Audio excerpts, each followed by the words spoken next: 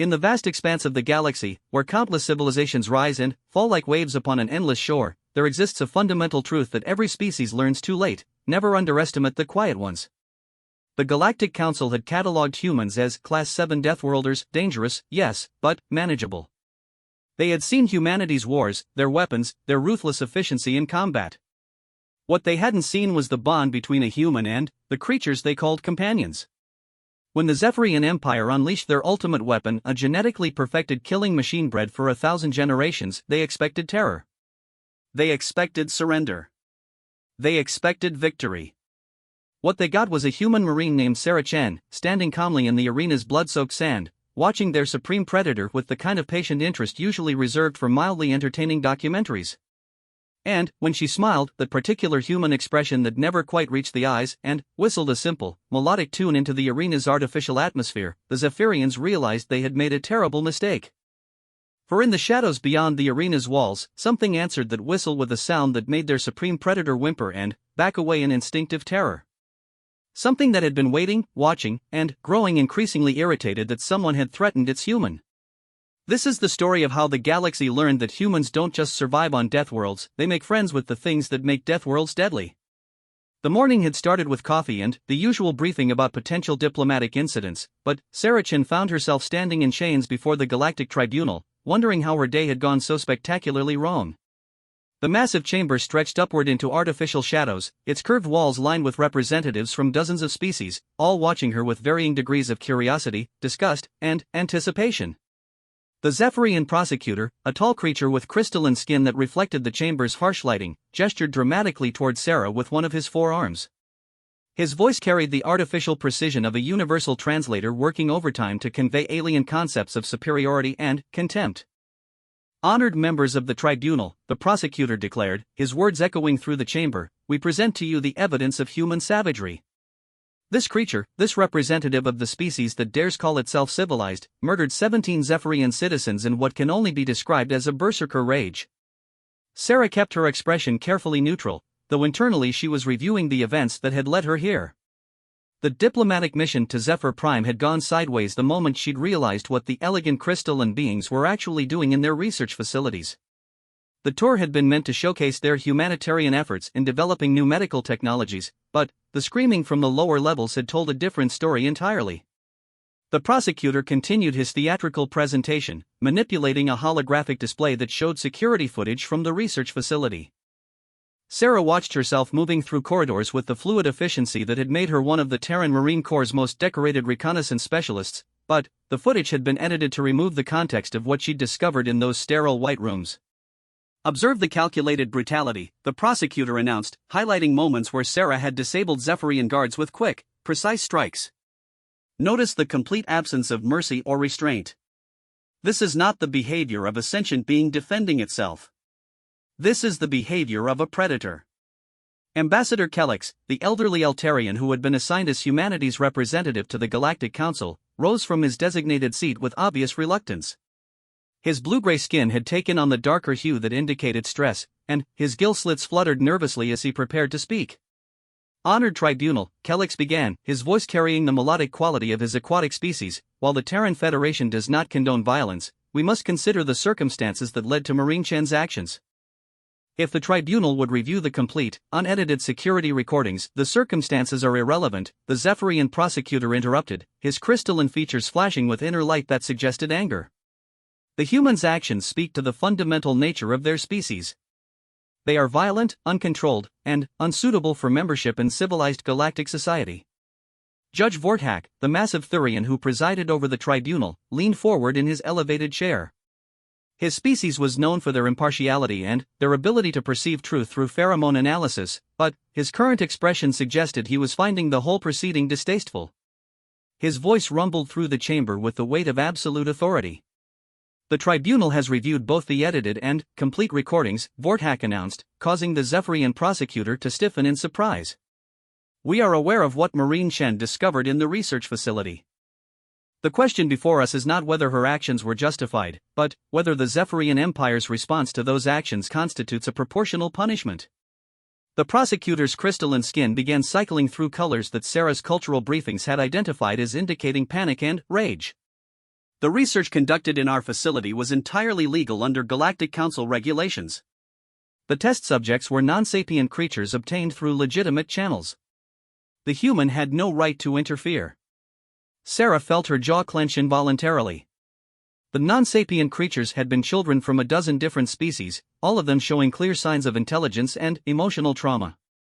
The research had involved testing various torture techniques to determine optimal methods for extracting information from different alien physiologies. She'd found records indicating that the Zephyrians had been selling this information to the highest bidders throughout the galaxy. Furthermore, the prosecutor continued, his confidence returning as he moved toward what was obviously his planned climax: the Zephyrian Empire formally challenges the humans' right to exist. We invoke the ancient right of Korthak, trial by combat against our supreme predator. The chamber erupted in chaos. Representatives from dozens of species began speaking simultaneously, their voices creating a cacophony of clicks, whistles, roars, and other sounds that the universal translator gave up trying to process. Even Judge Vorthak seemed surprised by the prosecutor's declaration, his massive head turning to stare at the crystalline alien with what might have been disbelief. Ambassador Kellex was on his feet again, his gill slits flapping rapidly as he struggled to process the implications. Honored Tribunal, the right of Korthak has not been invoked in over 3 centuries. It is an archaic practice that has no place in modern galactic jurisprudence. The right remains valid under Galactic Council law, the prosecutor replied smugly. And, given the human's savage nature, it seems appropriate that she should face judgment from a true predator. Our supreme predator has never been defeated in combat. It was specifically bred and trained to kill the most dangerous creatures in the galaxy.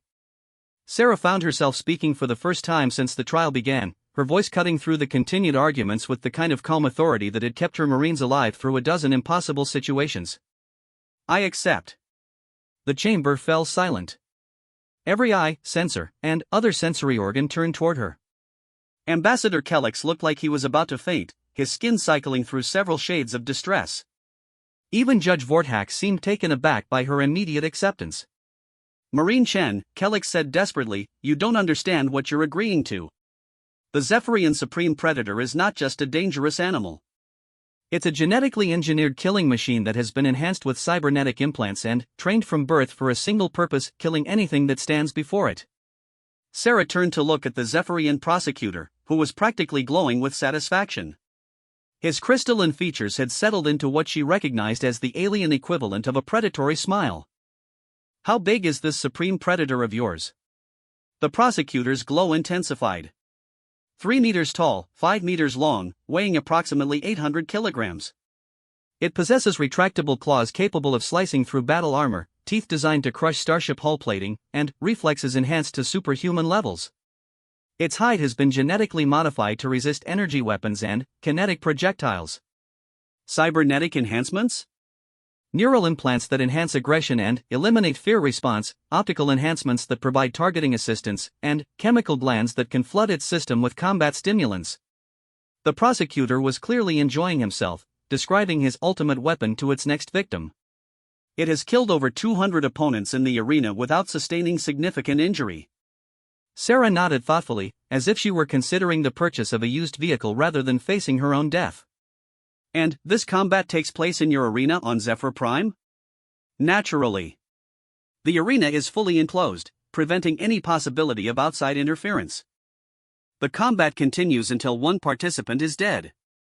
The prosecutor's smugness was becoming almost unbearable.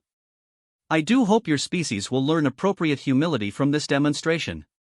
Judge Vorthak raised one massive hand, calling for order as the chamber began to buzz with nervous conversation again. The challenge has been made and accepted. Under the ancient laws, the tribunal has no choice but to permit the trial by combat. However, Marine Chen, you have the right to name a champion to fight in your place. That won't be necessary, Sarah replied, causing another wave of concerned murmurs throughout the chamber.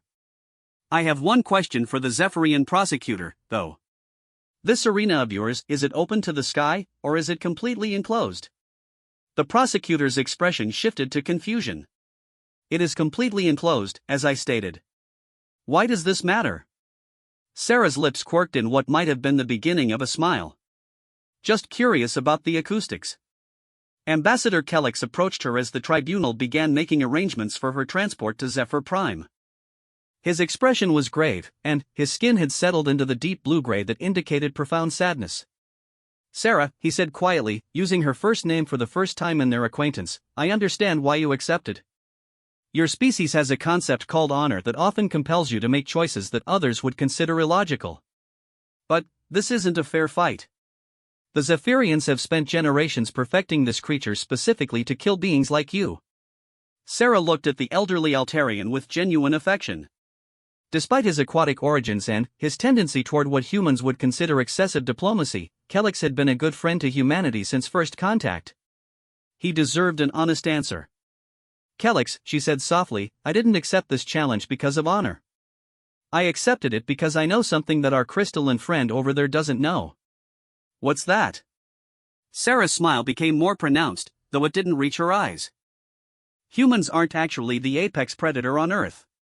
The transport to Zephyr Prime took 3 days, during which Sarah was housed in what the Zephyrians politely called guest quarters but which were obviously a high-security cell. The crystalline guards who brought her meals seemed nervous around her, which she found amusing given that she was supposed to be facing her inevitable death in less than 72 hours. On the second day, she was visited by the arena's veterinarian, a nervous-looking Altarian whose skin kept shifting between professional green and anxious blue. He introduced himself as Dr. Nefis and began what was clearly a standard pre-combat medical examination. "This is highly irregular," Dr. Nefis muttered as he ran various scanning devices over Sarah's body. "In my 40 years of arena medicine, I've never had a combatant who seemed so unconcerned about their upcoming encounter." "Maybe your other combatants didn't have as much experience with dangerous predators," Sarah suggested, holding still as he examined her reflexes. "My dear human, you clearly don't understand what you're facing. The Supreme Predator isn't just dangerous, it's the perfect killing machine. Every aspect of its biology has been optimized for lethality." Sarah considered this information while Dr. Nefis completed his scans. "Can I ask you something, Doctor?" "Certainly. In all your time working with the arena, have you ever seen the Supreme Predator interact with other animals?" Dr. Nefis paused in his examination, his skin shifting to a puzzled purple. "Other animals?" "No, the Supreme Predator is kept in complete isolation when not fighting. It kills anything that approaches its habitat." "Everything?" "Well, yes. Its aggression protocols don't differentiate between threats and non-threats. It simply destroys anything that moves within its territory." Dr. Nefis seemed to realize he was describing the creature that would soon kill his patient, and his skin shifted to embarrassed pink. "I apologize, I shouldn't be, it's fine," Sarah assured him. "I asked, remember? One more question, does it hunt by scent?" "Among other methods, yes. Its olfactory capabilities are enhanced far beyond normal levels." "Excellent." Dr. Nefis stared at her in confusion. "Excellent? My dear human, that means it will be able to track you anywhere in the arena. I was hoping you'd say that." That night, alone in her cell, Sarah lay on the narrow cot and looked through the small window at the alien stars visible beyond Zephyr Prime's thin atmosphere. Tomorrow would bring either victory or death, but she found herself surprisingly calm about the prospect. She'd faced impossible odds before, though admittedly never against a genetically engineered super predator in front of an audience of bloodthirsty aliens. The key to surviving impossible situations, she'd learned over the years, was to stop thinking about them as impossible. Every creature, no matter how perfectly designed for killing, had vulnerabilities. Every predator, no matter how supreme, had evolved or been created within certain assumptions about its environment and its prey. The Zephyrians had made their supreme predator to kill anything that moved within its territory. But they'd made a fundamental mistake in their understanding of what that meant. They'd assumed that the most dangerous thing about humans was humans themselves. As she drifted off to sleep, Sarah found herself humming a simple melody, a tune she'd learned during survival training on Kepler 442b, a death world where the indigenous predators made Earth's most dangerous creatures look like house pets. It was a song her instructor had taught her, claiming it was based on the territorial calls of one of that world's most successful apex predators. Tomorrow, she thought drowsily, the Zephyrians would learn why humans didn't consider themselves the most dangerous thing on their homeworld. They would learn why humans made friends with the things that were. The arena on Zephyr Prime was a monument to the Zephyrian Empire's love of spectacle and violence. Carved from a single massive crystal formation and enhanced with technology that could create any environment imaginable, it had hosted thousands of combats over the centuries. Today, the crystalline walls reflected the excited chatter of nearly 50,000 spectators who had come to watch a human die. Sarah stood in the preparation chamber, listening to the crowd's anticipation through the thick walls. The Zephyrians had provided her with what they called combat armor, which appeared to be little more than reinforced clothing designed to make the fight last longer rather than actually protect her. She politely declined their offer of weapons, a decision that had caused considerable confusion among her captors. Last chance to reconsider, came a voice from behind her. Sarah turned to see Ambassador Kellex approaching, flanked by two Zephyrian guards who looked like they'd rather be anywhere else. The elderly Altarian's skin was cycling through so many stress colors that he looked like a living rainbow. The tribunal has agreed to accept a formal apology and reparations in place of the combat, Kellex continued desperately. The Zephyrians have indicated they would be willing to settle for a significant payment and a formal acknowledgement of human inferiority. Sarah finished adjusting the simple combat suit and turned to face her friend. Kellex, I appreciate what you're trying to do, but we both know this isn't really about me. The Zephyrians want to make an example. They want to show the galaxy that humans can be broken. And you're willing to die to prove them wrong? I'm willing to risk dying to prove them wrong, Sarah corrected. There's a difference. One of the Zephyrian guards, his crystalline features reflecting impatience, gestured toward the arena entrance. It is time, human. The Supreme Predator grows restless. As they walked through the tunnel toward the arena floor, Sarah could hear the crowd's excitement building. The Universal Translator was working overtime to process dozens of different languages, but the emotional content was clear regardless of species. They were here to see blood. The arena itself was impressive, even Sarah had to admit that. The floor was covered in what appeared to be sand, but which her briefing materials had indicated was actually a specialized material designed to absorb blood while providing good traction for combatants. The walls rose nearly 30 meters to the spectator sections, and the ceiling was a dome of transparent aluminum that showed the alien sky above. Sarah walked to the center of the arena and looked up at the viewing box where the most important spectators had gathered. The Zephyrian prosecutor was there, practically glowing with anticipation, along with representatives from several major galactic powers who had come to witness humanity's humiliation. Judge Vortak's voice echoed through the arena's sound system, his words carefully formal as he announced the terms of combat. Citizens of the galaxy, we gather today to witness a trial by combat under the ancient rite of Korthak. Marine Sarah Chen of the Terran Federation will face the Zephyrian Empire's Supreme Predator in single combat. The battle will continue until one participant yields or dies. The crowd's roar was deafening, a mixture of species-specific sounds that created a wall of noise that seemed to press down on the arena floor. Sarah stood calmly in the center of the sand, breathing slowly and listening for the sound that would indicate her opponent's arrival. The Supreme Predator's entrance was designed for maximum psychological impact. A section of the arena wall irised open to reveal a tunnel that disappeared into darkness, and, for several long moments, nothing emerged. The crowd fell silent in anticipation, creating a tension that Sarah could feel pressing against her like a physical force. Then came the growling. It started low, barely audible above the ambient noise of the arena's environmental systems, but it built slowly into a sound that bypassed rational thought and went straight to the hindbrain's most primitive fears. Sarah felt her body's automatic stress response kick, an elevated heart rate, heightened awareness, muscles tensing for action, but she didn't fight it. Fear was just another source of information. The Supreme Predator emerged from the tunnel like a nightmare made flesh. The Zephyrian prosecutor's description had been accurate but somehow inadequate. 3 meters tall and 5 meters long, it moved with the fluid grace of a perfect killing machine. Its hide was matte black with patches of metallic scales that caught the arena lights, and its eyes were cybernetic replacements that glowed with malevolent intelligence. But it was the creature's presence that was truly terrifying. This wasn't just a large predator, this was something that had been created specifically to kill, and every line of its body radiated lethal purpose. Its claws left gouges in the arena floor as it moved, and its breathing created small clouds of vapor that suggested internal temperatures hot enough to melt most organic materials.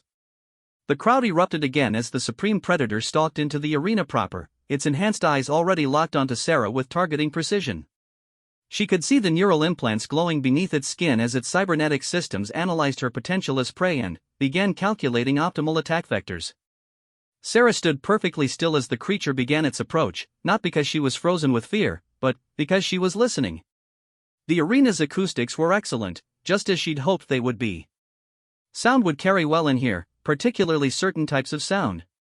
The Supreme Predator circled her slowly, its enhanced intelligence clearly analyzing her lack of movement for signs of trap or deception. When it found nothing that registered as threatening, it settled into a hunting crouch and prepared to attack. That's when Sarah began to whistle. The melody was simple, almost haunting, a rising and falling series of notes that echoed through the arena with crystalline clarity. The Supreme Predator paused in its attack preparation, its enhanced senses detecting the sound but unable to classify it as either threat or prey behavior. The crowd's reaction was immediate confusion. Spectators began murmuring to each other, clearly expecting the human to be running or fighting or begging for mercy, not producing what sounded like primitive music. Sarah continued the melody, adding subtle variations that turned it from simple whistling into something more complex. It was a song she'd learned during survival training on Kepler 442b, taught by an instructor who claimed it was based on actual territorial calls from one of that death world's apex predators. The Supreme Predator's confusion was becoming agitation. Its cybernetic systems were designed to analyze threat responses and prey behaviors, but this calm musical performance didn't fit any of its programmed parameters. It began moving again, circling closer to its motionless prey. Judge Vortak's voice cut through the growing murmur of the crowd. "Marine Chen, the combat has begun. You must defend yourself or face the consequences of yielding." Sarah didn't respond verbally, but she did modify her whistling, adding a harmonic undertone that seemed to make the very air in the arena vibrate. The Supreme Predator stopped moving entirely, its enhanced senses suddenly picking up something that its programming recognized as significant. The creature's head turned toward the arena's ceiling, its glowing eyes scanning the transparent aluminum dome with what might have been concern. Its breathing became more rapid, and the chemical scent glands that had been prepared to flood its system with combat stimulants suddenly began producing different compounds entirely. Sarah's whistling rose in pitch and complexity, becoming a song that seemed to fill the entire arena. The crowd had fallen almost silent now, every member of the audience straining to understand what was happening. Even the Zephyrian prosecutor had stopped glowing, his crystalline features reflecting confusion and growing alarm. That's when the first shadow passed over the arena. It was subtle at first, just a brief dimming of the alien sunlight streaming through the dome. But it was followed by another, and then another, and then the shadows began to multiply until the arena was crisscrossed with dark shapes moving across the sky above. The Supreme Predator was no longer focused on Sarah at all. Every enhanced sense it possessed was now turned toward the ceiling, and the chemical compounds flooding its system were pure fear pheromones. Its perfect breeding and cybernetic enhancements couldn't overcome millions of years of evolutionary programming that told it to hide from the things now circling overhead. Sarah's whistling reached a crescendo, and then she added something new, a series of sharp, staccato notes that sounded like calls or commands. The shadows above the arena suddenly stopped moving, and the crowd could see clearly for the first time what was casting them. Dragons. Not the mythological creatures of human legend, but something far more terrifying, the apex predators of Kepler 442b, drawn across light years of space by the territorial songs they'd learned to associate with their favorite hunting partner. The largest of them was nearly 20 meters long, its wings creating shadows that covered half the arena. Its hide was deep midnight blue, and its eyes were the kind of ancient intelligence that had learned to hunt in the void between stars. The smaller ones, and even the smallest was larger than the Supreme Predator, circled with the patience of creatures that had never known defeat. Sarah stopped whistling and spoke for the first time since entering the arena, her voice carrying clearly in the sudden silence. "I'd like to introduce you to some friends of mine." The Supreme Predator, perfect killing machine though it was, did exactly what millions of years of evolution told it to do when faced with beings that occupied a higher position on the food chain. It lay down, rolled onto its back, and began making the high-pitched whining sounds that indicated complete submission. The crowd had moved beyond confusion into something approaching panic. Representatives from dozens of species were demanding explanations, while others were calling for security forces and questioning how the arena's supposedly impregnable defenses had been bypassed. Judge Vortak's voice, usually so calm and authoritative, carried a note of stress that suggested even his usually imperturbable species was having trouble processing what they were witnessing. "Marine Chen, how are there dragons above this arena?" Sarah looked up at her circling friends with genuine affection. "They followed me here. Kepler dragons are incredibly intelligent, and they have an excellent sense of direction. When they realized I was traveling off-world, a few of them decided to tag along. They've been following my ship since I left Earth space. The Zephyrian prosecutor had stopped glowing entirely, his crystalline skin reflecting only the confused light of the arena's illumination system. This is impossible. Our sensors showed no other ships in the system. How could creatures of this size avoid detection? Kepler dragons are ambush predators, Sarah explained patiently. They've evolved to be essentially invisible to most forms of detection. They can alter their heat signatures, absorb electromagnetic radiation, and even phase shift their molecular structure to avoid sensor sweeps. They're basically the perfect stealth hunters. Ambassador Calyx, his skin cycling rapidly through every stress color his species possessed, managed to ask the question that everyone was thinking. Sarah, if these creatures are so dangerous, why do they listen to you? Sarah's smile was genuinely warm now, the expression finally reaching her eyes. Because I've been feeding them for the past 2 years. Dragons are social creatures, and they form pack bonds with anyone who proves they can contribute to the hunt. I've been bringing them fresh prey and helping them navigate hyperspace routes. As far as they're concerned, I'm part of their family. The largest dragon, the matriarch of the pack, chose that moment to demonstrate the inadequacy of the arena's supposedly impregnable defenses. With casual contempt for Zephyrian engineering, she began to melt through the transparent aluminum dome with breath that could reach temperatures found in stellar cores. The crowd's panic became general chaos as spectators realized that the only thing standing between them and beings that could hunt starships for sport was a thin dome that was currently being dissolved like sugar in acid. Sarah raised her hand and whistled a different tune, shorter, sharper, clearly a command of some kind. The matriarch stopped her methodical destruction of the dome and settled onto the arena's edge, her massive weight causing the entire structure to groan in protest. She's just saying hello, Sarah explained to the terrified audience. Dragons are very social. They like to meet new people. Judge Vortak, demonstrating the kind of quick thinking that had made his species successful galactic mediators, quickly announced the end of the combat. The trial by combat is concluded. Marine Chen has demonstrated that the Zephyrian Supreme Predator acknowledges a superior predator. Under the ancient laws, this constitutes victory.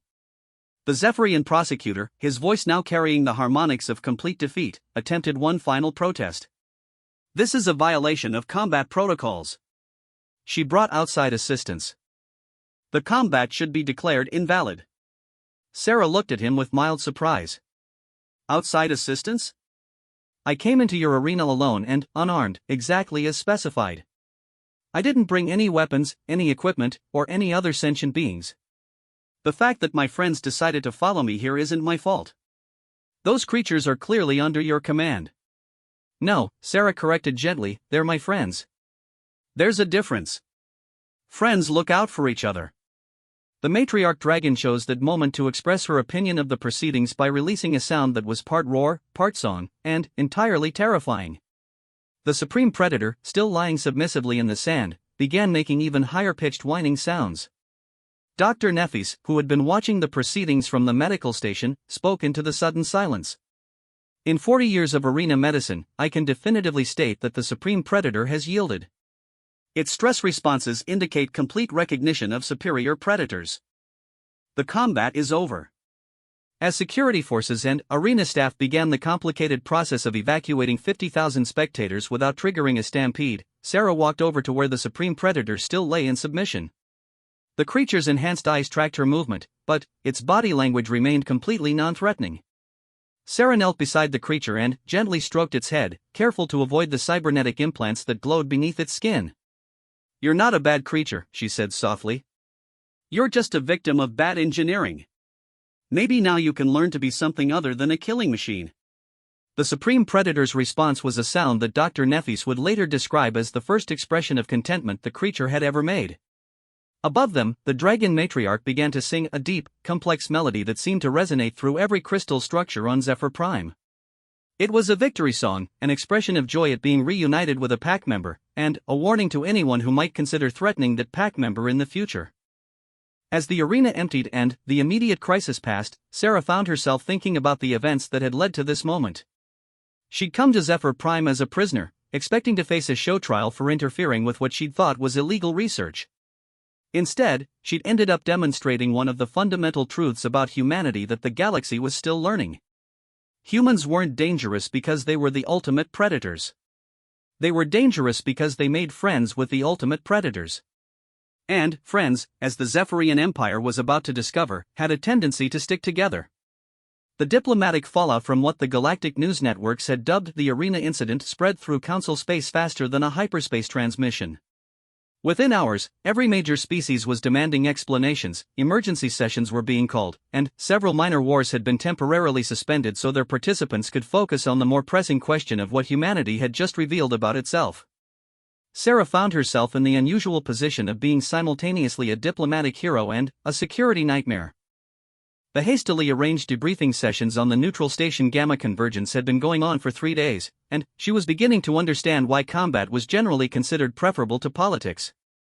"Let me see if I understand this correctly," said Director Vashtar, the Centaurian intelligence chief whose blue-scaled face showed the kind of careful neutrality that intelligence operatives cultivated like a fine art. "Your species has been maintaining a relationship with apex predators from one of the most dangerous worlds in known space, and you simply forgot to mention this in your first contact protocols?" Sarah sat across from him at the conference table, surrounded by representatives from 24 species and enough recording equipment to stock a small media outlet. Ambassador Kellick sat to her right, his skin still cycling through stress colors despite the passage of several days. To her left sat General Morrison, her commanding officer, who had arrived on the first military transport after receiving news that one of his Marines had apparently declared war on the Zephyrian Empire using dragons. "We didn't forget," Sarah replied patiently. The Kepler dragons weren't part of the first contact because they weren't considered part of human civilization. They're independent entities that happen to share our space. "Would you expect us to include dolphins in our diplomatic credentials?" "Dolphins," observed the Altarian xenobiologist Dr. Reeftar, "do not follow human starships across interstellar distances and melt through military-grade defensive barriers when their human friends are threatened." "That's true," Sarah admitted. "Dolphins also can't survive in vacuum. The dragons are more versatile." General Morrison leaned back in his chair and rubbed his temples, a gesture that had become increasingly familiar over the past few days. "Marine Chen, when you were assigned to this diplomatic mission, did it occur to you that bringing along creatures capable of destroying entire starfleets might be relevant information to share with your commanding officer?" "Sir, I didn't bring them along. They followed me." "There's a difference." "Explain the difference." Sarah considered how to explain the social dynamics of pack-bonded apex predators to a room full of beings whose own species had mostly evolved as either prey animals or social herbivores. When you're part of a dragon pack, they consider your safety their responsibility. I couldn't have stopped them from following me without essentially rejecting the pack bond, which would have been. She paused, searching for the right words. "Let's just say it would have been very bad for human-dragon relations." Director Vashtar's scales shifted to a pattern that indicated intense curiosity. "You speak of these creatures as if they're capable of complex reasoning and emotional responses." "Because they are. Dragons are probably more intelligent than most spacefaring species. They've just never been interested in technology or civilization in the way that we understand it. Why build starships when you can travel through hyperspace using your own biology? Why develop communication networks when you can sense each other's thoughts across light years?" The room fell silent as the implications of that statement sank in. Dr. Reeftar was the first to speak, his melodic voice carrying a note of awe. "Are you suggesting that these dragons have natural faster-than-light travel capabilities?" "Among other things. They can also survive indefinitely in vacuum, alter their physical properties to avoid most forms of detection, and generate enough heat to melt through pretty much any known material." Sarah looked around the table at the increasingly pale faces of her audience. "Oh, and they reproduce about every 500 years, with clutch sizes that can range from 30 to 60 offspring." General Morrison had stopped rubbing his temples and was now staring at Sarah with an expression that suggested he was reconsidering every career decision that had led him to this moment. "Marine, exactly how many of these dragons are there on Kepler 442b? Current population is estimated at around 12,000 adults, plus maybe 3,000 juveniles and subadults." Sarah delivered this information in the same tone she might have used to report ammunition counts. "The matriarch who came with me, her name is Sci-Fi, by the way, is from one of the larger clans. She's got about 200 direct descendants. The Zephyrian representative, Prosecutor Kethval, had remained silent throughout most of the debriefing, his crystalline features reflecting only the dimmest light. When he finally spoke, his voice carried the harmonic undertones of complete defeat. 12,000, he repeated. You're telling us that there are 12,000 beings capable of destroying our most advanced military installations, and they consider humanity to be family? Not all of humanity, Sarah corrected. Just the humans they've bonded with. There are maybe 40 or 50 people on Kepler who have established pack relationships with dragon clans. Most humans are too nervous around them to form that kind of bond. Ambassador Kellex, who had been quietly absorbing this information, suddenly straightened in his chair. Sarah, when you say pack relationships, are you referring to some sort of formal alliance or treaty arrangement? No, it's much more personal than that. Dragons form emotional bonds with individuals, not political entities.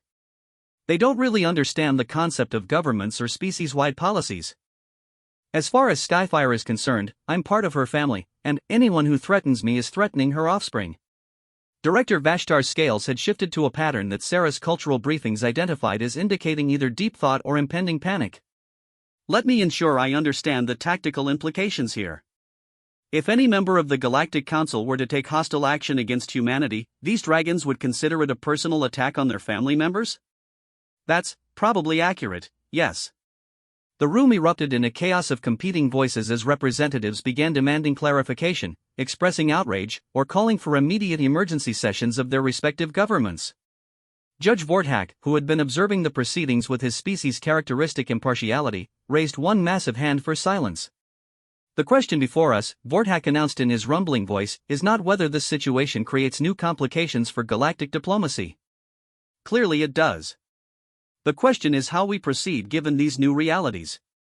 Prosecutor Kethval's crystalline features had shifted to display what Sarah recognized as barely controlled anger.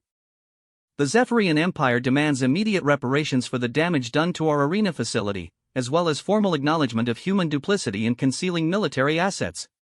With respect, General Morrison interjected, his voice carrying the kind of calm authority that had made him one of the most effective military diplomats in the Terran Federation. The dragons are not military assets. They're independent beings who happen to have formed personal relationships with some of our people. The distinction is irrelevant. The result is the same: humanity possesses access to devastating military force that was not disclosed during first contact negotiations. Sarah felt a familiar itch between her shoulder blades that usually indicated someone was about to make a very bad decision. Prosecutor Kethval, I need to point out that the dragons aren't human property. They're sentient beings with their own agenda and their own decision-making processes. If you formally declare them to be military assets, you're essentially declaring war on an entire species of apex predators. Perhaps that is exactly what the situation requires, Kethval replied, his glow intensifying. The galaxy cannot function with this kind of uncertainty hanging over every diplomatic interaction. The temperature in the room seemed to drop several degrees as every other representative turned to stare at the Zephyrian prosecutor. Dr. Reefdar's gill slits fluttered nervously as he spoke. Surely you're not suggesting military action against beings capable of what we witnessed in the arena? I'm suggesting that the Galactic Council cannot allow any species to maintain hidden military advantages. If these dragons cannot be controlled or regulated, then they must be contained or eliminated. Sarah stood up from her chair, her movement deliberate and controlled. Prosecutor, I need you to understand something very clearly. Dragons have been the apex predators of the Kepler system for approximately 2 million years. They've survived ice ages, asteroid impacts, supernovas, and at least 3 different extinction-level events. The idea that any collection of spacefaring civilizations could contain or eliminate them is. She paused, considering her words carefully.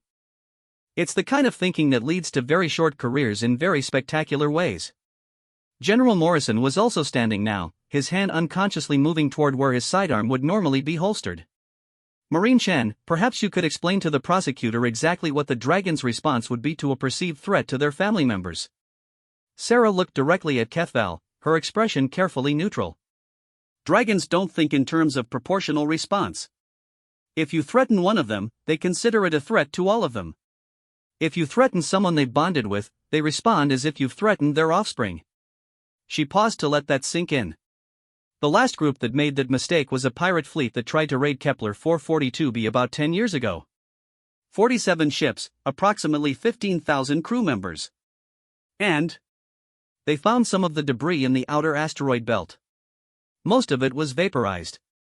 Director Vashtar's scales had definitely shifted to the panic pattern now. 15,000 casualties? How many dragons participated in this defense action? 3. A mated pair and one of their offspring, about 60 years old. They considered it a training exercise for the juvenile. The silence that followed this revelation lasted nearly a full minute. When Judge Vortak finally spoke, his voice carried a weight of authority that seemed to settle over the room like a physical presence. It appears that the Galactic Council must reconsider several fundamental assumptions about the balance of power in Council space, Vortak announced.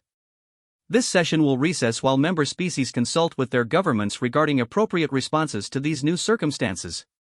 As representatives began filing out of the conference room, Prosecutor Kethval approached Sarah with the kind of careful movement usually reserved for handling unstable explosives. His crystalline features reflected his internal struggle between political necessity and survival instinct.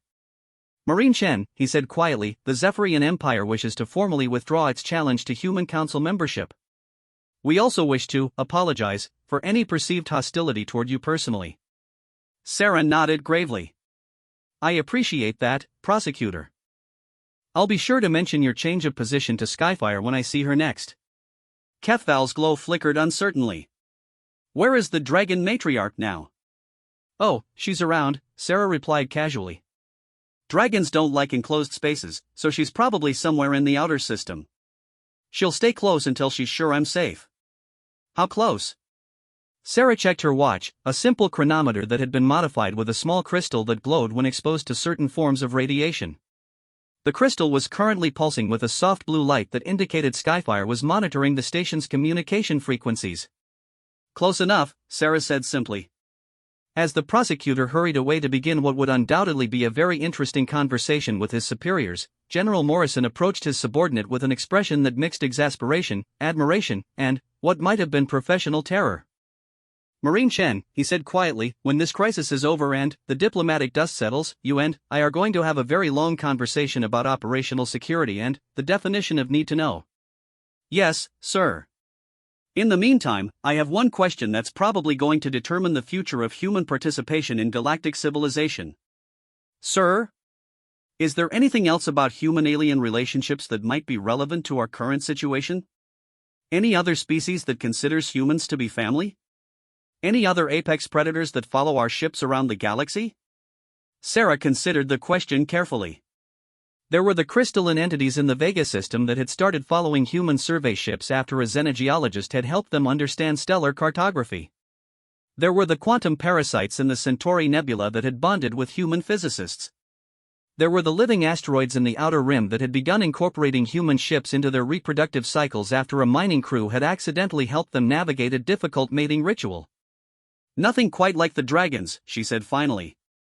General Morrison studied her face with the kind of attention usually reserved for reading classified intelligence reports. Marine, that's not quite the same thing as nothing, is it? Before Sarah could answer, the modified chronometer on her wrist began chiming, a simple melody that she recognized as Skyfire's way of indicating that something had caught the dragon's attention.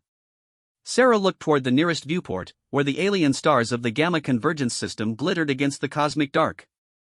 In the distance, barely visible against the stellar background, something large was moving toward the station with the patient grace of a creature that had never learned to fear anything. Sir, Sarah said quietly, I think Skyfire wants to meet the people who've been asking questions about her family. General Morrison followed her gaze toward the approaching shape and felt his career expectations undergo another fundamental revision. Marine, please tell me that's just a social call. Sarah's smile had returned, though it still didn't quite reach her eyes. With dragons, sir, everything is a social call. The question is whether they consider you to be family or food. Skyfire's approach to Gamma Convergence Station was less a docking procedure than a cosmic ballet performed by a being for whom physics was more of a suggestion than a law.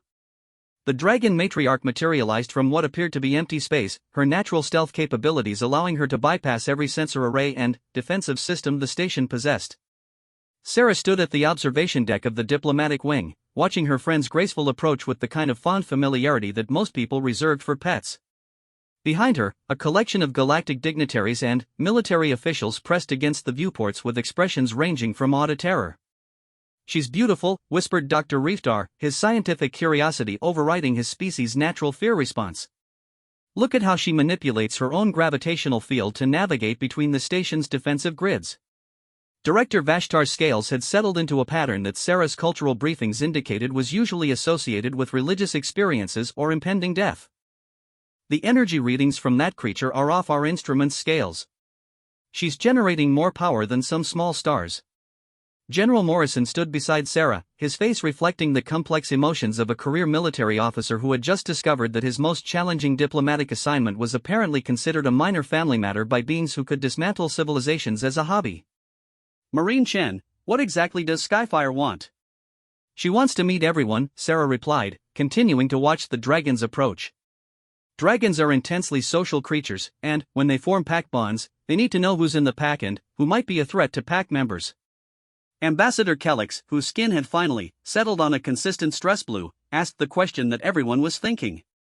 "And how exactly does she determine who's a threat?" "Usually through conversation." "Dragons can speak?"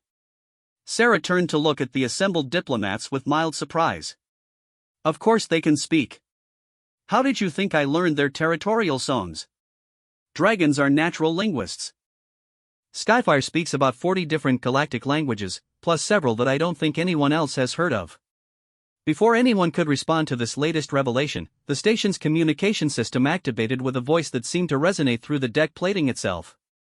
The words were in perfectly clear galactic standard, but the undertones carried harmonics that bypassed conscious thought and spoke directly to every listener's most primitive survival instincts. "Greetings, small ones who build in metal." Skyfire's voice filled the observation deck with ancient authority. "I am Skyfire, matriarch of the Kepler Winds, singer of the Void Songs, and packmother to Sarah who walks between worlds. I request permission to speak with those who have shown interest in my family." The station's communication officer, a nervous Altarian whose voice cracked with stress, managed to respond. Permission granted? How would you like to? Where should we?" "I shall come to you," Skyfire replied with what sounded like gentle amusement. "Please ensure that your atmospheric systems can accommodate slightly elevated temperatures." Sarah pulled out her modified chronometer and spoke into its communication array. "Skyfire, remember that most of these people aren't adapted to Death World environments. Keep the heat down to maybe 40 degrees Celsius, and watch your pheromone output. Of course, young sister who remembers small things. I shall be appropriately gentle."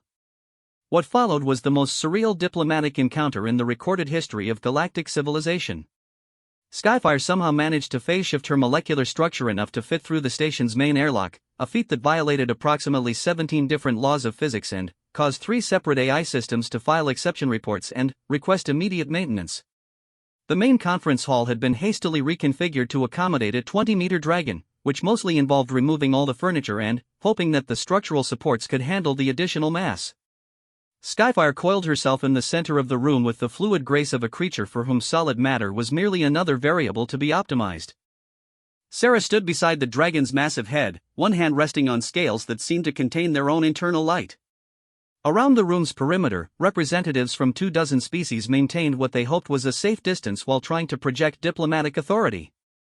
"It is an honor to meet you, Skyfire," Judge Vortak began, his usually unshakable composure showing only minor stress fractures. "We have many questions about your relationship with humanity." Skyfire's response was a sound that might have been laughter, if laughter could melt steel plating. "Questions are the beginning of wisdom, judge who seeks truth. I am pleased to meet beings who think before they act, unlike some others I could mention." Her massive head turned toward where Prosecutor Kethval was trying to make himself invisible behind a structural support. The Zephyrian's crystalline features flickered with terror as those ancient eyes focused on him. "You are the one who threatened my young sister," Skyfire observed, her voice carrying undertones that made the station's hull ring like a bell. "This was unwise." Kethval managed to find his voice, though it emerged as barely more than a whisper. "Honored Skyfire, the Zephyrian Empire formally withdraws all challenges to Marine Chen. We seek only peaceful relations with your family." "Peace is the preferred state," Skyfire agreed. "War is wasteful and interrupts the song patterns that my people use to navigate hyperspace. However, peace requires mutual respect and understanding of boundaries." Director Vashtar, demonstrating the kind of courage that had made his species successful intelligence operatives, stepped forward into Sci-Fi's direct line of sight. What boundaries should the galactic community be aware of? Excellent question, Scale Brother who thinks in patterns. Sci-Fi's massive head lowered until she was speaking to Vashtar at approximately eye level, though her eyes were each larger than his entire head. My people have 3 fundamental laws that have governed our relationships with other beings for 2 million years. What are these laws? First, do not harm those we have claimed as family. Second, do not interfere with the cosmic song patterns that guide our people through the void. Third, do not mistake our preference for solitude as an indication of weakness. Ambassador Kellix, his scientific curiosity overriding his diplomatic training, raised a tentative hand. When you say cosmic song patterns, are you referring to some form of faster-than-light communication network? Sci-Fi's attention turned to the elderly Altarian with what seemed like approval. You think in interesting directions, Water Brother who seeks knowledge. What you call faster-than-light communication, we call the songs that the universe sings to itself. Every star, every planet, every thinking being contributes notes to the cosmic symphony. We listen to these songs and use them to navigate between worlds. Dr. Reefdar practically vibrated with excitement. Are you saying that consciousness itself generates some form of detectable energy pattern that can be used for navigation? All existence generates patterns, learned one who studies life. Consciousness creates the most beautiful songs, but even simple matter contributes rhythms to the greater melody. This is why my people were drawn to your Kepler world. The songs generated by the life there were particularly complex and interesting. General Morrison, demonstrating why he'd been chosen for this diplomatic assignment, asked the question that had been troubling every military mind in the room. Skyfire, how many of your people are currently listening to the songs from this region of space? The dragon's response was another sound that might have been laughter, though this time it carried harmonics that seemed to resonate through the quantum foam itself. An amusing question, General who protects the small. At this moment, approximately 800 of my people are within what you would consider response distance of this system. The silence that followed this statement was profound enough that it seemed to have its own gravitational field. Finally, Director Vashtar managed to ask the follow-up question that everyone was thinking. What do you consider to be response distance? Roughly 1,000 of your light years. My people move quickly when family is threatened. Sarah, who had been quietly enjoying the expressions on the faces around the room, decided it was time to provide some context. Skyfire, I think they're trying to understand the scope of dragon involvement in galactic affairs. Maybe you could explain how your people view the various spacefaring civilizations? Ah, young sister who translates concerns, you asked me to share the perspective songs. Skyfire's massive form shifted slightly as she settled into what Sarah recognized as her storytelling posture. My people have watched your various civilizations develop for many thousands of your years. Most of you sing interesting songs, complex melodies that speak of growth and learning and the desire to understand the universe. Most of us? Judge Vorthak asked carefully. Some beings sing songs of discord and domination, Skyfire explained, her voice carrying subtle warnings. These songs create disharmony in the cosmic symphony and must sometimes be corrected. Prosecutor Kethval, who had been trying to edge toward the exit, suddenly froze as Skyfire's attention focused on him again. The song patterns from your empire, Crystal One who seeks dominance, have been creating significant dissonance in recent years. My people have been discussing whether intervention might be necessary. Intervention? Kethval's voice cracked completely. We prefer education to elimination, Skyfire replied with what sounded like infinite patience. But education requires willingness to learn, and some beings mistake our preference for peace as inability to enforce harmony. Sarah looked around the room at the pale faces and stress-colored skin of the assembled diplomats. I think what Skyfire is trying to explain is that dragons have been monitoring galactic civilization for a very long time. They generally don't interfere unless someone threatens the overall stability of the cosmic song patterns. Or threatens our family, Skyfire added, her voice carrying undertones that made the deck plating vibrate. Family bonds are sacred to my people. Those who violate such bonds discover that our capacity for patience has limits. Dr. Reefdar, his scientific mind still processing the implications of everything he'd heard, asked another question. Skyfire, when you say that 800 of your people are within response distance, are you referring to a formal military organization or we do not organize for war in the way that your people understand? Skyfire interrupted gently. When one of us calls, others come. When family is threatened, the entire song pattern of our people shifts to address the discord. It is not military strategy, it is simply how family functions. General Morrison rubbed his temples again, a gesture that was becoming his signature response to this assignment. So what you're telling us is that humanity has inadvertently formed family bonds with a species of reality-warping apex predators, and the rest of the galaxy needs to factor this into their diplomatic calculations. Reality warping is an interesting phrase, Sci-Fi mused. We prefer to think of it as reality optimizing. The universe has many possible configurations, and we simply choose the ones that best serve our purposes. Ambassador Kellex, his skin now cycling through colors that indicated a mixture of fascination and complete overwhelm, managed one final question. Skyfire, what does your people's presence mean for the future of galactic civilization? Skyfire's massive head tilted slightly as she considered the question. Your civilizations are still young, water brother who asks important questions. Young beings make mistakes as they learn to sing in harmony with the greater symphony. My people are patient teachers, but we are also protective parents. She paused, her ancient eyes scanning the faces of every being in the room. Learn to sing in harmony, small ones who build in metal. Learn to respect the bonds of family and the patterns of peace. Do these things, and you will find the universe a more welcoming place. And if we don't? Director Vashtar asked quietly.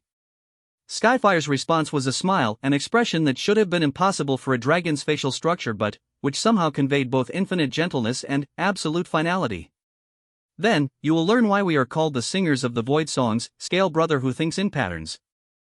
And that would be a lesson that no civilization in this galaxy would survive to remember.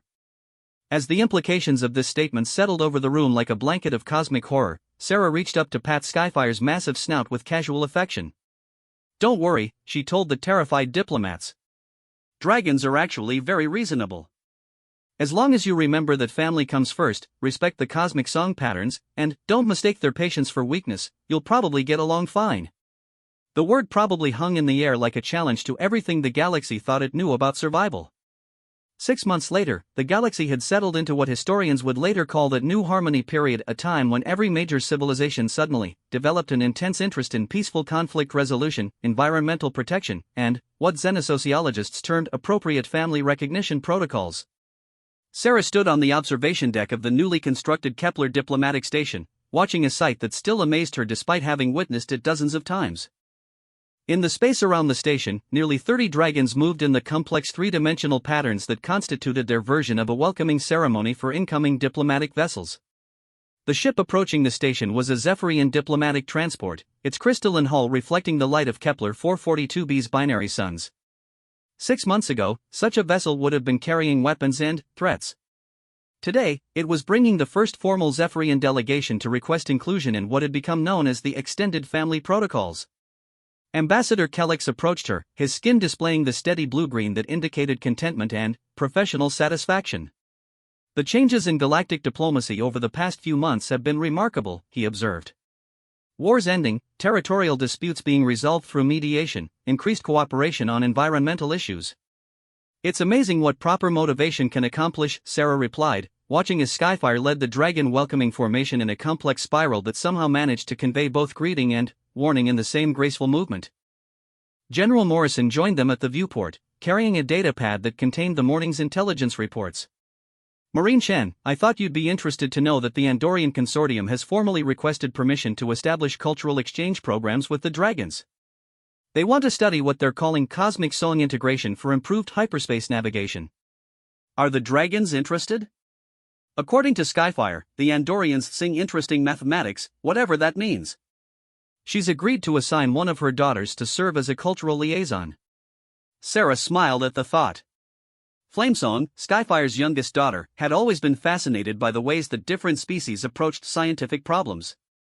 The Andorian mathematicians were in for quite an education. Dr. Reefdar emerged from the station's research wing, his excitement visible in every movement of his aquatic form. Sarah, you have to see this. The preliminary results from our joint consciousness mapping project with the dragons are extraordinary. The research project had been Skyfire's idea, a way for the galaxy's various species to understand the cosmic song patterns that dragons used for navigation and communication. What they discovered was that consciousness itself generated measurable quantum field fluctuations that could be detected and interpreted across interstellar distances. "Show me," Sarah said, following the xenobiologist toward his laboratory. The main research lab had been modified to accommodate both human researchers and their dragon collaborators. Whisperwind, one of Sci-Fi's senior daughters, lay coiled in the center of the room while various scanning devices mapped the quantum field patterns generated by her thoughts. The dragon's consciousness appeared on the monitors as a complex three-dimensional mandala of light and energy that pulsed with mathematical beauty. "Watch this," Dr. Riftar said excitedly, activating a communication array. "Whisperwind, could you please think about the approach route for the incoming Zephyrian vessel?" The pattern on the monitors shifted dramatically, becoming a flowing representation of spacetime that showed the location and trajectory of every object within several light-years of the station. The Zephyrian ship appeared as a small crystalline note in a vast symphony of movement and energy. "She's not just tracking their location," Dr. Riftar explained. "She's reading the quantum signatures generated by the consciousness of everyone aboard that ship. She knows their emotional states, their intentions, even their approximate health status." Sarah studied the display with growing understanding. "That's how dragons can tell friend from foe across interstellar distances. They're reading the songs that minds create in the quantum foam." "Exactly. And here's the really incredible part: humans generate some of the most complex consciousness signatures they've ever encountered. According to Whisperwind, human minds create what she calls harmony matrices that can integrate and amplify the consciousness patterns of other species.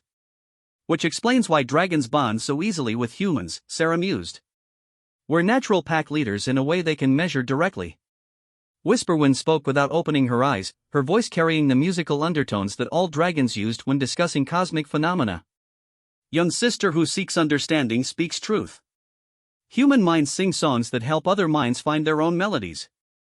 This is why we treasure our bonds with your people." Before Sarah could respond, the station's communication system activated with Judge Vortak's voice. "Marine Chen, please report to the main conference hall. The Zephyrian delegation has requested to speak with you specifically." Sarah made her way to the conference hall, wondering what the crystalline aliens wanted now. The Zephyrian Empire had undergone dramatic changes since the arena incident, with their entire political structure shifting from imperial dominance toward what they called harmonic cooperation. It was remarkable what the prospect of extinction could do for a species' diplomatic flexibility.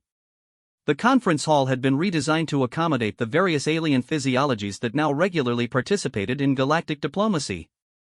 Prosecutor Kethval, now calling himself Cultural Harmonist Kethval, stood at the center of the room with a delegation of his people, their crystalline forms reflecting the chamber's lighting in patterns that indicated nervous hope. "Marine Chen," Kethval began, his voice carrying harmonics that the universal translator identified as formal respect, "we have come to make a request that we hope you will consider favorably." "What kind of request?" "The Zephyrian Empire wishes to formally dissolve our Supreme Predator program and seek guidance in establishing more harmonious relationships with the dangerous creatures of our worlds." His crystalline features shifted to display what Sarah recognized as embarrassment. "We have come to understand that our approach to apex predators was fundamentally flawed."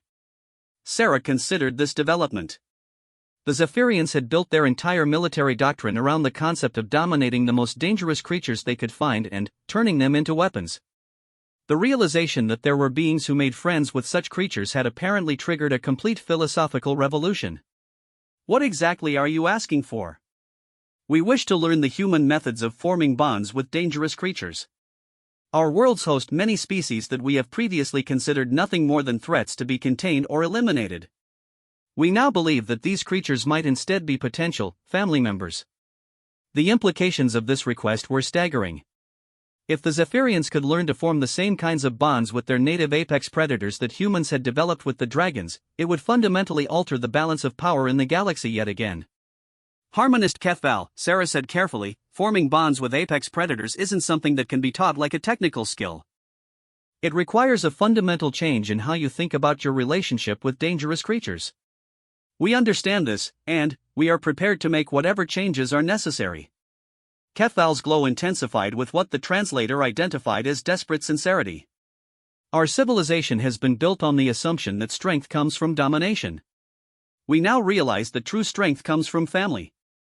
Skyfire's voice filled the conference hall as the dragon matriarch added her perspective to the discussion. The crystal ones who seek harmony have begun to sing different songs in recent months. Their consciousness patterns show genuine desire for change rather than simple fear of consequences. Sarah looked around the room at the faces and other sensory organs of the assembled beings. Representatives from dozens of species watched the proceedings with expressions that ranged from hope to uncertainty to barely concealed terror at the prospect of yet another civilization developing access to apex predator allies. "I'll need to discuss this with the other human-dragon bonded pairs," Sarah said finally. "And with the dragons themselves, of course. This kind of cultural exchange program would require careful planning and gradual implementation." "We are prepared to wait as long as necessary and to meet whatever conditions you consider appropriate," Kethval replied immediately. "We understand that trust must be earned, particularly given our previous actions."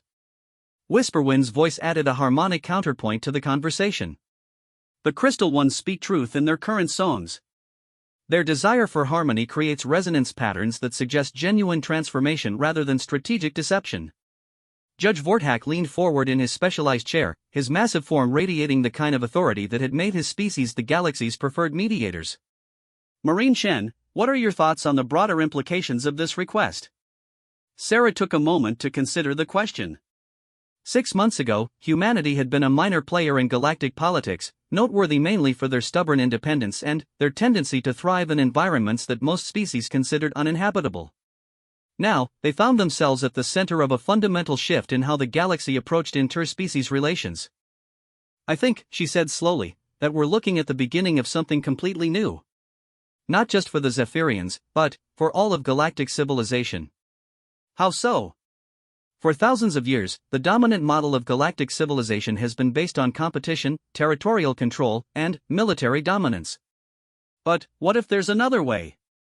What if the most successful civilizations are the ones that learn to form family bonds not just with other sapient species, but with the entire ecosystem of their worlds?" Dr. Reefdar's excitement was visible in every movement as he processed this concept. A truly integrated approach to galactic civilization, where apex predators become allies rather than threats to be contained. Exactly. And if dragons can help other species learn to form these kinds of bonds? Sarah trailed off, considering the implications. "The galaxy becomes a much more interesting place," Sci-Fi completed, her voice carrying harmonics of amusement and anticipation. Ambassador Kellex, his skin cycling through colors that indicated rapid processing of complex political implications, raised a tentative question. "What would be the requirements for species seeking to establish these kinds of apex-predator relationships?" Sarah looked up toward the chamber's ceiling, where she knew Skyfire was monitoring the conversation through quantum consciousness mapping. "That's really a question for the dragons to answer. They're the ones who would be evaluating potential new family members." Skyfire's response filled the chamber with the kind of ancient wisdom that came from 2 million years of successful survival. "The requirements are simple to state but difficult to achieve. Sapient beings must learn to think in terms of family rather than property, harmony rather than dominance, and long-term relationships rather than short-term advantage." "And for those who can make such changes?" Judge Vortak asked. "For those who can truly embrace the songs of harmony," Skyfire replied, "the universe becomes a much larger and more welcoming place. The cosmic symphony has room for many voices, as long as they learn to sing in harmony rather than discord." As the session continued and various species began discussing the implications of the new paradigm, Sarah found herself thinking about the chain of events that had brought them to this point. It had started with her discovery of illegal research, led to a trial by combat against a so-called supreme predator, and culminated in the revelation that humans had formed family bonds with beings who could reshape reality itself. But perhaps the most remarkable thing was how natural it all felt. Dragons weren't alien monsters or incomprehensible cosmic forces, they were family members who happened to be capable of traveling through hyperspace and melting starships with their breath. The difference between those two perspectives, Sarah realized, was the difference between a galaxy ruled by fear and a galaxy guided by love. 6 months ago, the Zephyrian Empire had released their supreme predator expecting to demonstrate the futility of challenging their dominance. Instead, they'd learned that humans had something much